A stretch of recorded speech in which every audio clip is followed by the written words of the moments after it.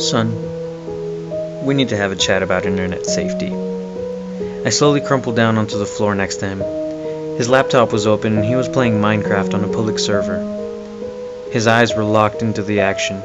Comments scrolled down the side of the screen in a chat box.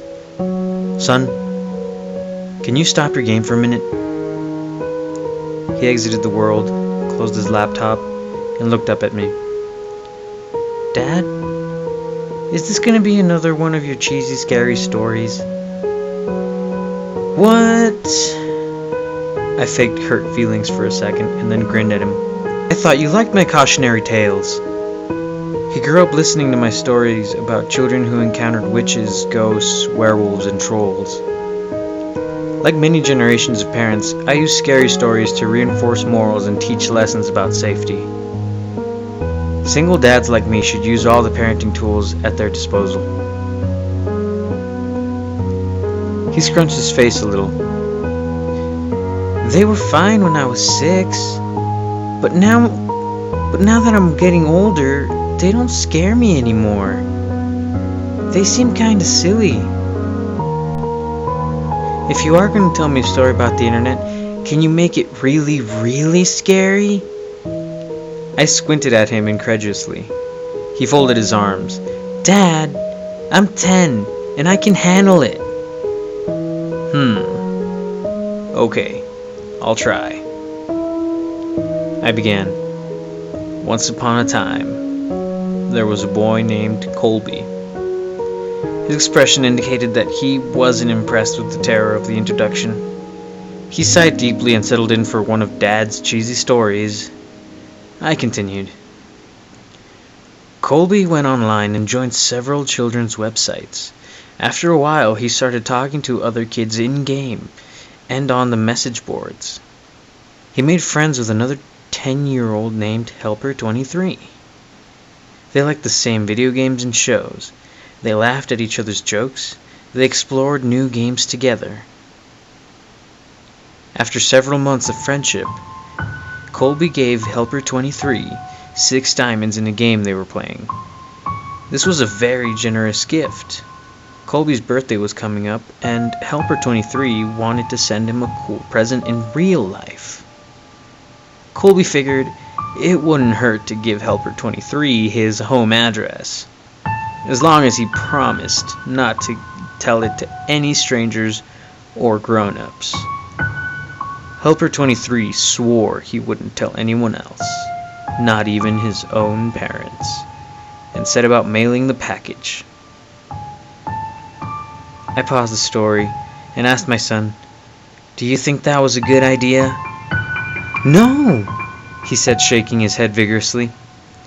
In spite of himself, he was getting into the story. Well, neither did Colby. Colby felt guilty about giving away his home address, and his guilt began to grow and grow. By the time he put on his pajamas the next night, his guilt and fear were larger than anything else in his life. He resolved to admit the truth to his parents. The punishment would be steep, but it was worth it to have a clear conscience. He squirmed in his bed as he waited for his parents to tug him in. My son knew the scary part was coming up. In spite of his tough talk, he leaned forward wide-eyed. I spoke quietly and deliberately. He heard all the noises of the house. The washing machine bounced around in the laundry room. Branches scraped against the brick outside his room. His baby brother cooed in the nursery. And there were some other noises he couldn't quite pinpoint. Finally, his dad's footsteps echoed down the hall. Hey, Dad," he called out nervously. "I have something to tell you." His dad stuck his head in the doorway at a weird angle. In the darkness, his mouth didn't seem to move, and the eyes were all wrong. "Yes, son?" The voice was way off, too. "Are you okay, Dad?" the boy asked. "Uh-huh," sung the father in his strangely affected voice. Colby pulled his covers up defensively. Is Mom around? Here I am. Mom's head popped into the doorway below Dad's. Her voice was in unnatural falsetto. Were you about to tell us that you gave your home address to Helper 23? You shouldn't have done that. We told you never to give out personal information on the internet. She continued. He wasn't really a kid. He just pretended to be one. Do you know what he did? He came to our house, broke in, and murdered both of us, just so he could spend some time with you. A fat man in a wet jacket emerged in the child's doorway, holding the two severed heads. Colby shrieked and gasped as the man dropped the heads on the ground, unsheathed his knife, and moved into the room to work on the boy. My son screamed too.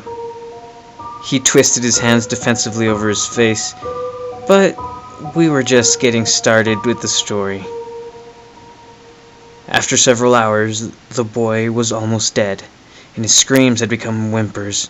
The killer noticed the wailing of a baby in another room and removed his knife from Colby. This was a special treat. He had never murdered a baby before, and he was excited about the prospect. Helper 23 left Colby to die and followed the cries through the house like a homing beacon. In the nursery, he walked to the crib, picked the baby up, and held it in his arms. He moved towards the changing table to get a better look. But as he held the baby, the crying died down. The baby looked up and smiled. Helper 23 had never held a baby, but he gently bounced it in his arms like a pro. He wiped his bloody hands on the blanket so he could stroke the baby's cheek. Hey there, sweet little guy. The beautiful rage of sadism melted into something warmer and softer. He walked out of the nursery, took the baby home, named him William, and raised him as his very own. After I finished the story, my son was visibly shaken. Between rage staccato breaths, he stammered, "But Dad, my name's William." I gave him a classic dad wink and tousled his hair. "Of course it is, son." William ran up the stairs to his bedroom in a fury of sobs. But deep down, I think he liked the story.